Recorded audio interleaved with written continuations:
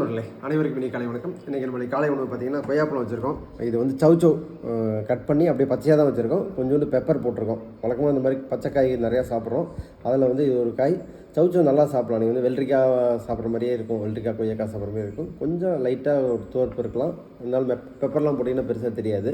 Okay, இது வந்து சுண்டைக்காய் பொரியல். சுண்டைக்காவும் அடிக்கடி நம்ம போட்டிருக்கோம். ரொம்ப ரொம்ப நல்ல காய். ஏன்னா கொஞ்சம் கசப்பு துவர்ப்பும் கலந்து தான் இருக்கும். முடிஞ்ச வரைக்கும் சாப்பிட்றதுக்கு முயற்சி பண்ணுங்கள். இது சர்க்கரை வியாதி இருக்கிறவங்களும் ரொம்ப ரொம்ப நல்ல காய். ஆனால் அவங்க தான் முக்கியமாக சாப்பிட மாட்டாங்க. ஓகே, அடுத்து வந்து முட்டை. இது வந்து மசாலிக்கு வச்சுருக்கோம். இது வந்து சோயா பீன்ஸ் வந்து வேக வச்சு தாளித்து வச்சுருக்கிறோம். அடுத்தது இன்றைக்கி ஜூஸ் பார்த்திங்கன்னா கொழுமிச்சை ஜூஸ். இது கொழுமிச்சை நாட்டு சக்கரை போட்டிருக்கோம்.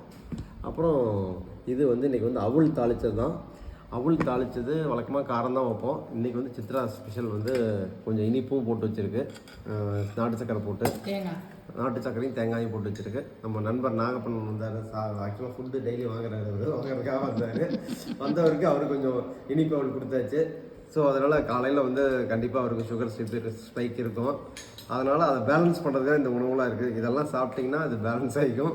அதனால் இனிப்பு சாப்பிடுங்க, வேண்டான்னு சொல்ல. முடிஞ்ச வரைக்கும் சாப்பிடாமல் இருக்க நல்லது. அப்படி சாப்பிட்டீங்க அப்படின்னா மற்ற உணவை கண்ட்ரோல் பண்ணுங்கள். கார்போஹைட்ரேட் ரொம்ப ரொம்ப கம்மியாக எடுத்துக்க. அந்த மாதிரி எடுத்தீங்க அப்படின்னா உங்களுக்கு வந்து சுகர் ஸ்பைக் ஆகாது, பேலன்ஸாக இருக்கும். அதே மாதிரி பேலன்ஸ்டு டயட்டும் உங்களுக்கு கிடைக்கும். ஓகே.